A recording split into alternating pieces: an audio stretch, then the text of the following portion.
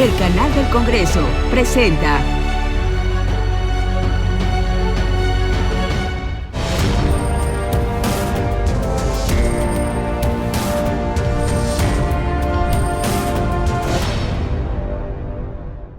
Esta semana se analizaron y votaron en el Senado de la República un par de reformas constitucionales. Una de ellas tiene como propósito establecer en la Constitución un sistema de vivienda con orientación social para las y los trabajadores de nuestro país. Y por otra parte, un dictamen para establecer en la Constitución la entrega de una pensión no contributiva para las personas con discapacidad, así como un jornal seguro para campesinos y pescadores de pequeña escala.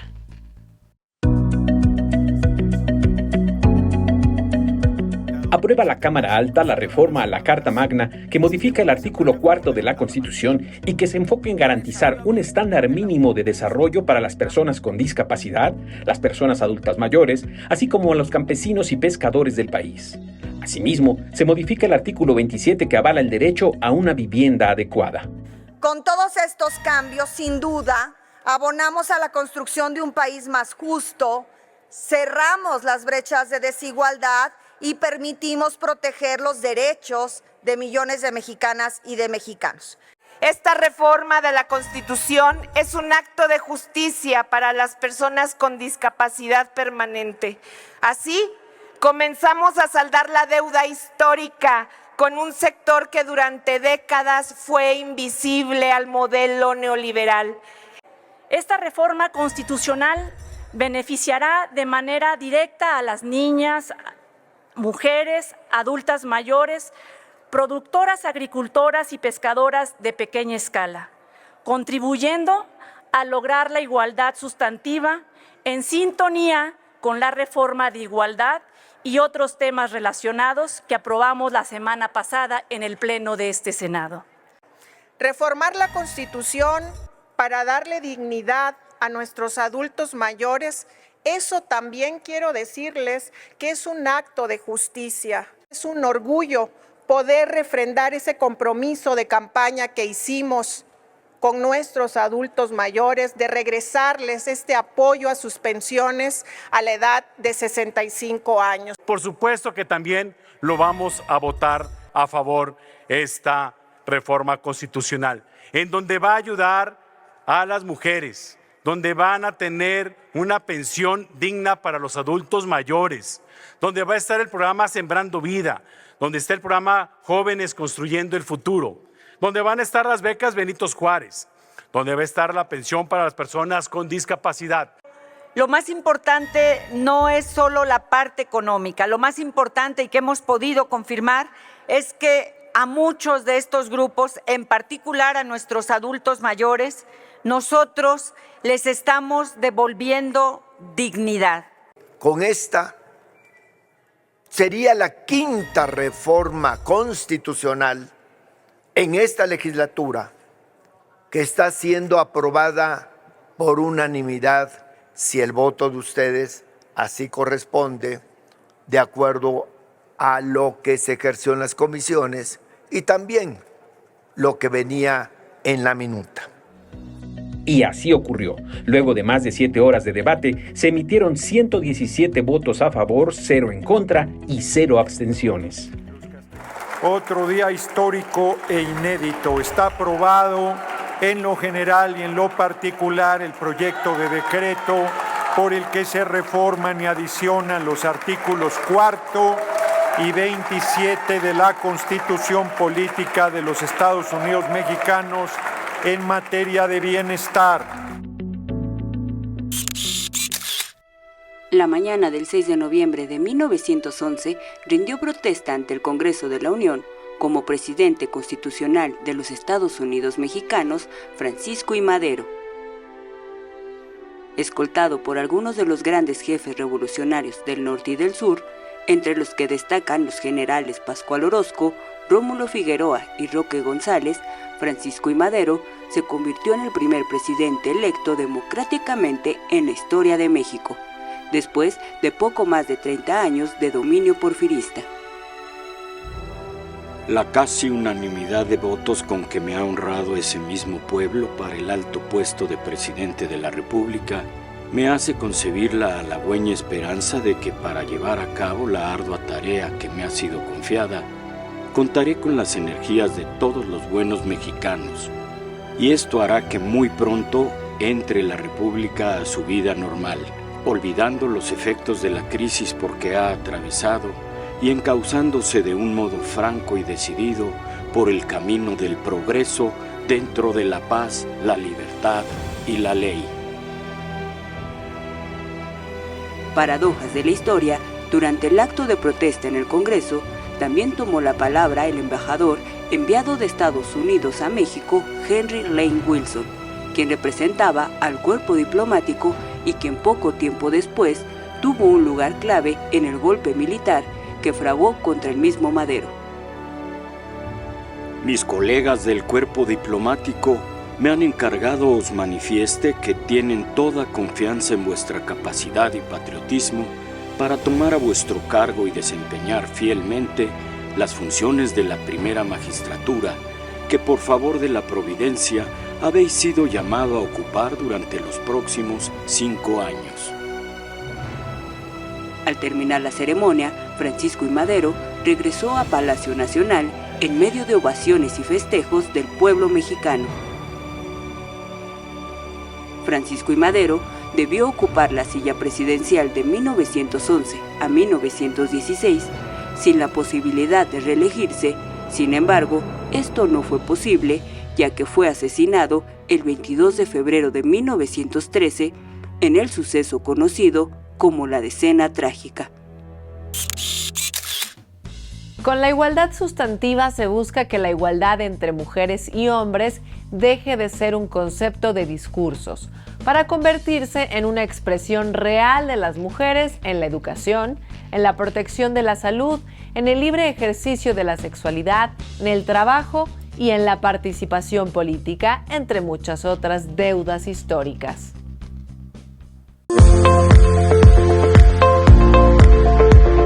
Recientemente, en el Senado de la República, se aprobaron por unanimidad un conjunto de reformas que buscan garantizar la igualdad sustantiva.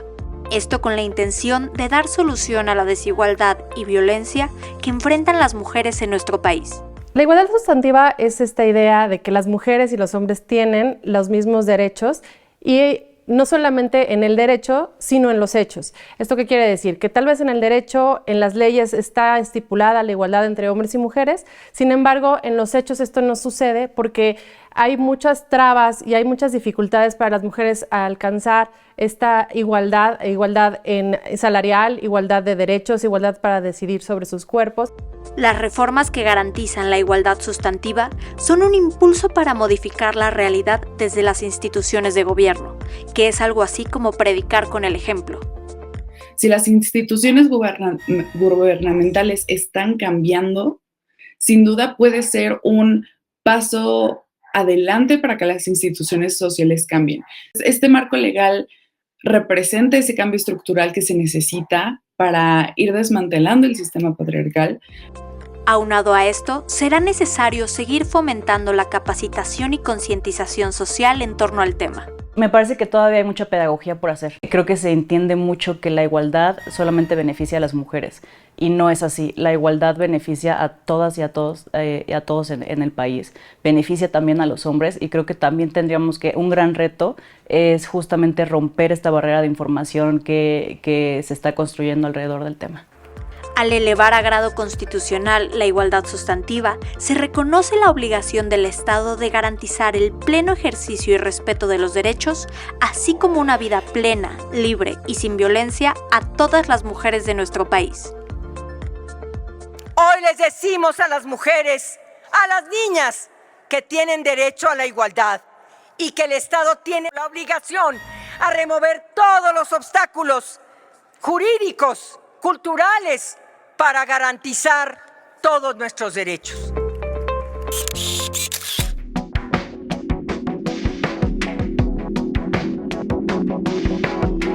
En cada una de las 32 entidades federativas se eligen 3 senadores. Los partidos políticos deben registrar una lista con 2 fórmulas de candidatos. 2 de los escaños se asignan por el principio de mayoría relativa, es decir, le corresponden al partido que haya obtenido el mayor número de votos, en tanto que el tercero se asigna por el principio de primera minoría, esto es, el partido que haya obtenido la segunda mayor votación. En la pasada elección, el estado de Chiapas votó por la fórmula integrada por la senadora Sacil de León Villar y el senador José Manuel Cruz Castellanos, ambos de Morena. El senador Luis Armando Melgar Bravo, del Partido Verde Ecologista de México, obtuvo la primera minoría. Chihuahua es representado en la Cámara Alta por Andrea Chávez Treviño y Juan Carlos Loera de la Rosa, fórmula que corresponde a Morena, mientras que el PAN obtuvo la primera minoría con Mario Humberto Vázquez Robles.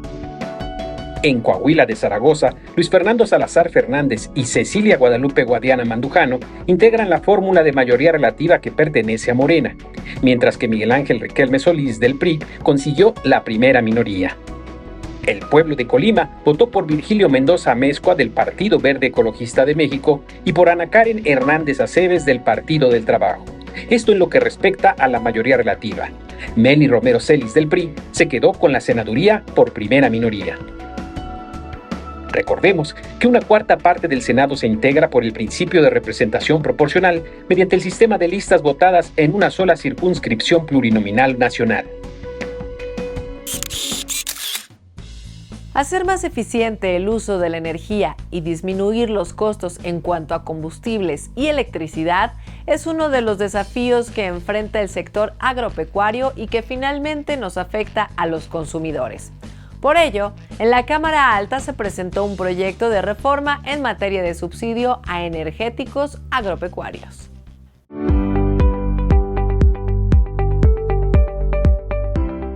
Desde los inicios del Tratado de Libre Comercio de América del Norte, el campo mexicano ha tenido un crecimiento sostenido tanto en sus exportaciones como en el desarrollo de la agroindustria.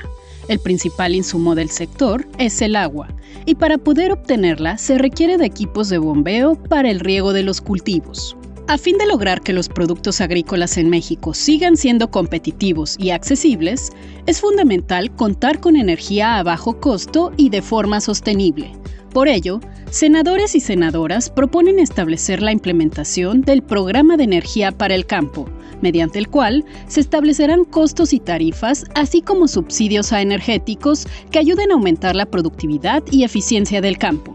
Una de las principales barreras que enfrentan los productores agrícolas es el elevado costo de los insumos energéticos, particularmente el del diésel y la gasolina, los cuales son esenciales para que la maquinaria agrícola, el transporte y el riego de cultivo. A través del Programa de Energía para Usuarios Agrícolas que opera la Secretaría de Agricultura y Desarrollo Rural, las personas que realizan actividades agrícolas y que utilizan energía eléctrica para el bombeo de agua son beneficiadas con una cuota de energía equivalente al subsidio del 90% para contribuir a que sus actividades sean más rentables.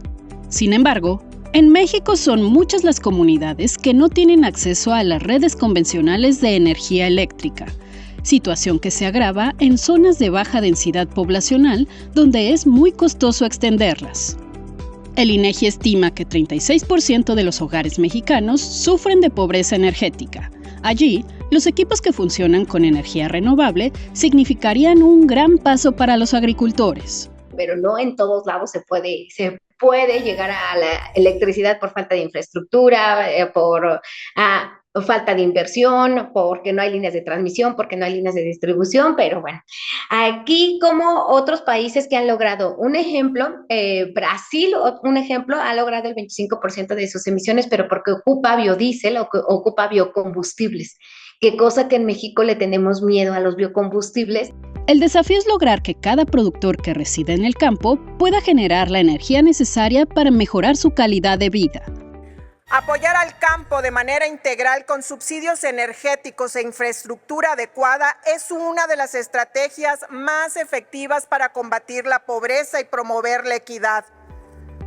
Para dotar de energía sostenible a largo plazo, es necesario diversificar la matriz energética, es decir, recurrir a otras opciones como las energías renovables.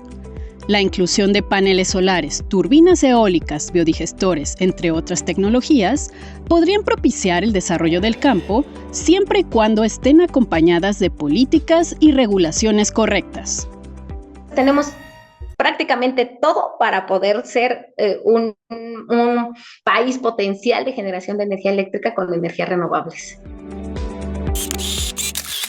Garantizar la universalidad de los servicios de salud es uno de los retos principales que enfrenta el actual gobierno y desde la Cámara Alta, la Comisión de Salud va a convertirse en un pilar para atender y dar solución al andamiaje constitucional que requiere el sector.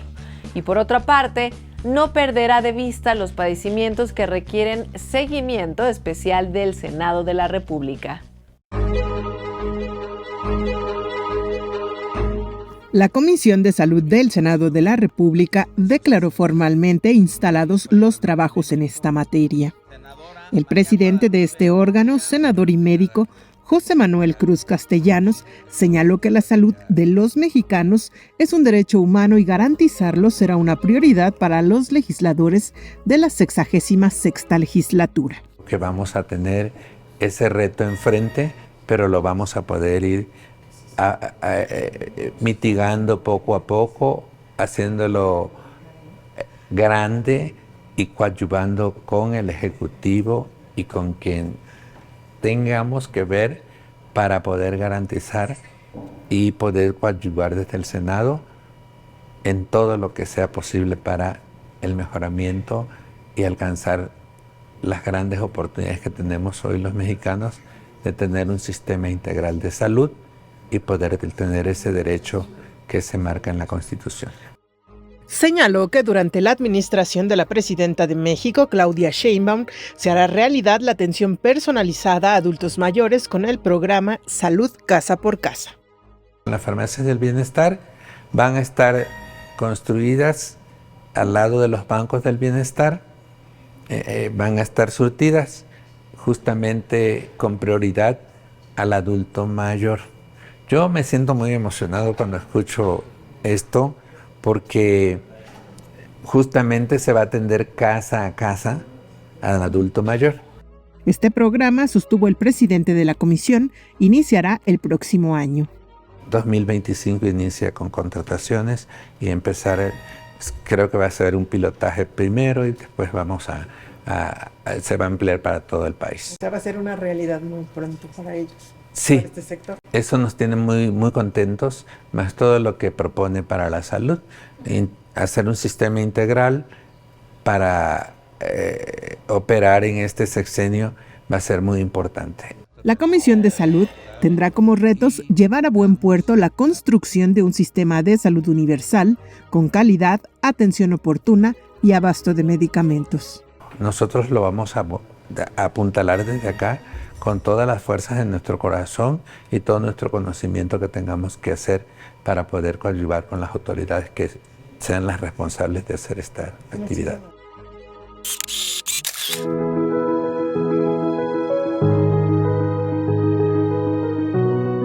La voz de la senadora Amalia García en el Senado es como un remanso, y no solo por su tono, sino por ese halo de congruencia que acompaña su historia y sus palabras. Difícil sospechar que ante ese gesto siempre amable se encuentra contenida tanta resistencia. Resistencia genuina que a los 17 años se plantó frente a sus padres para expresar que había decidido afiliarse al Partido Comunista y desde entonces fue oposición, fue lucha, gobierno y de nuevo resistencia. Amalia Dolores García Medina es originaria de Zacatecas, licenciada en Sociología por la UNAM e historiadora por la Benemérita Universidad Autónoma de Puebla. La senadora García es hija de Francisco Espartaco García y Conchita Medina, de quienes seguramente heredó por parte del padre el gen político y por su mamá la rectitud y franqueza. Cardenistas por definición, en casa de la senadora siempre se respiraron aires de izquierda, pero fue la joven Amalia quien por convicción se asumió militante antes incluso de que se reconocieran en México los partidos de oposición. Así que sin cumplir siquiera la mayoría de edad, Amalia ya caminaba con las juventudes comunistas. Se alistaba al Partido Comunista Mexicano, al Partido Socialista Unificado de México PESUM y al Partido Mexicano Socialista PMS, hasta encontrarse con Cuauhtémoc Cárdenas, Porfirio Muñoz Ledo e Ifigenia Martínez, con quienes formó el PRD. Feminista contumaz, de aquellas que no ceden ni un paso, la senadora Amalia García fue la primera y hasta ahora la única mujer gobernadora de Zacatecas donde, por supuesto, implementó la transversalidad en la perspectiva de género. Por invitación expresa de los dirigentes de Movimiento Ciudadano, doña Amalia fue diputada en la legislatura anterior y ahora senadora naranja, donde ella siente que se construye una izquierda comprometida. En tribuna, su experiencia delata el camino andado. Es heredera de aquellas batallas ganadas en el discurso y, por supuesto, de las que se perdieron en el camino. Así es la política, una resistencia permanente. Pero de cualquier manera, su voz es un remanso en esta, la 66ª legislatura de la Cámara Alta. Senadora Amalia Dolores García Medina. Después de 27 años de que María Lavalle Urbina y Alicia Arellano Tapia se convirtieran en las primeras mujeres en llegar a los escaños del Senado, el estado de Tamaulipas eligió a su primera mujer legisladora, María del Carmen Volado del Real. Nacida el 21 de junio de 1939 en la ciudad de Tampico, Carmen Volado fue una política y empresaria mexicana militante del Partido Acción Nacional. Carmen Volado formó parte de los consejeros de la Confederación Patronal de la República Mexicana, Coparmex, así como la Unión Social de Empresarios Mexicanos. En 1991 fue elegida para ser abanderada por el Partido Acción Nacional por el 5º Distrito Electoral de Tamaulipas, ejerciendo el puesto de diputada federal durante la 55ª legislatura. Al concluir dicho encargo, en 1994, fue postulada por el PAN para contender al Senado de la República y con ello se convirtió también en la primera mujer senadora emanada de Acción Nacional durante las legislaturas 56 y 57. Como senadora, formó parte de las comisiones de Marina, Equidad y Género, Medio Ambiente y Recursos Naturales, Seguridad Social y Transportes. Carmen Volado murió el 19 de noviembre de 2021 en su natal Tamaulipas, dejando abierta la puerta del Senado de la República para que las mujeres del PAN pudieran ocupar los espacios y representar a sus respectivos estados en esta que es la casa del federalismo, donde llegamos todas. Además de reinstaurar al Senado mexicano, el presidente Sebastián Lerdo de Tejada realizó el primer recorrido en ferrocarril entre la Ciudad de México y el puerto de Veracruz, dando inicio a una historia que hoy escribe un nuevo capítulo en las páginas de los Caminos de Hierro. Con el aval de la Cámara Alta, el Estado aprovechará la infraestructura ferroviaria para el retorno de los trenes de pasajeros.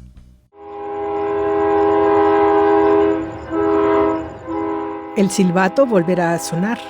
Los rieles dormidos despertarán y la vía férrea conectará miles de historias nuevamente con el paso del tren. ¿Por qué aguantarse las máquinas? Porque hay movimiento y hay generación económica. Entonces se establecen comercios, se establecen y las líneas de comunicación empiezan. El regreso del transporte ferroviario ya es una realidad, gracias a la reforma al artículo 28 constitucional para que el Estado retome el control de las vías, específicamente para la prestación del servicio de pasajeros. Tiene mucho que ver con lo que es el desarrollo regional, con lo que significa la conectividad, las venas de la República a todas las regiones. Los ferrocarriles, no cabe duda, que tienen toda una historia en el proceso de la humanidad. Y en México se interrumpió. De repente se nos acabó. Y, por ejemplo, la revolución, decía yo en tribuna, la revolución se hizo porque existieron los ferrocarriles. Estamos a favor de esta reforma. Es una reforma constitucional al 28 constitucional en materia ferroviaria, en donde, bueno, lo que se busca es que sea catalogado como área prioritaria para el desarrollo nacional. La movilidad y la conectividad que debemos de tener en el país es fundamental, y evidentemente tener mayores alternativas, como es en este caso, con esta reforma constitucional. La reforma está encaminada a utilizar los más de 27,000 kilómetros de vías férreas que existen en nuestro país para generar una alternativa accesible y eficiente de transporte. La reforma sí está bien, ya que le otorga otra vez al gobierno el uso de las vías, ya que en los años 90 se privatizó con el gobierno de Zedillo en los 94. Entonces la reforma abarca ese punto de que otra vez agarrar los tramos ferroviarios para hacer lo que hoy en día es el tren de pasajeros. En el dictamen avalado con 123 votos a favor y 0 en contra, las y los senadores destacaron que la red ferroviaria del país traerá nuevamente crecimiento y desarrollo a los lugares más apartados del país.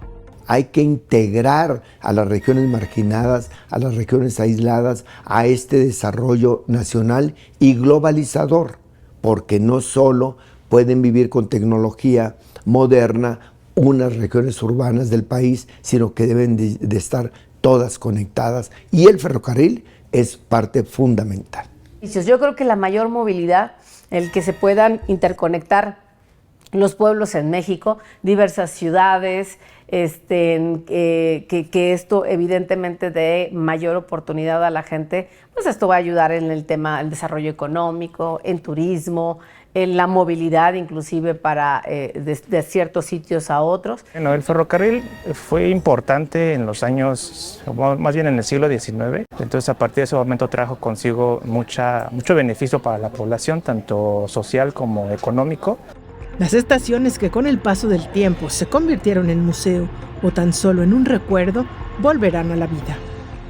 Pero entonces el ferrocarril como el ave fénix, de las cenizas, literalmente, porque lo que fue el ferrocarril ya no existe. Todos lo desmantelaron, arrasaron todo, no hay nada, únicamente queda como referente el almacén, pero hasta ahí. Cenizas nada más ahí, pero de esas cenizas volverá a resurgir.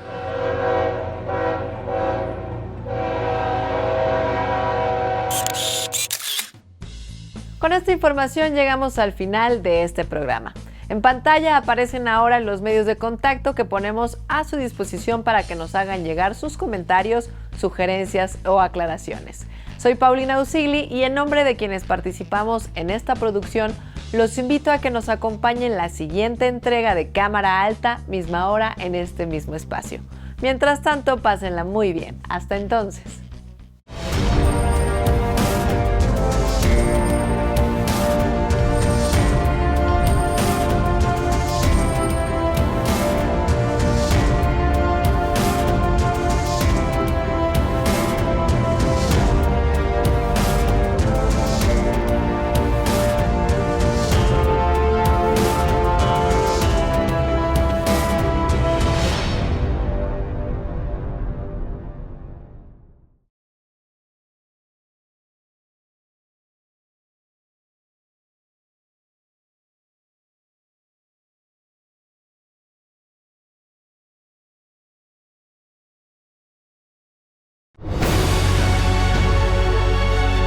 El Canal del Congreso presentó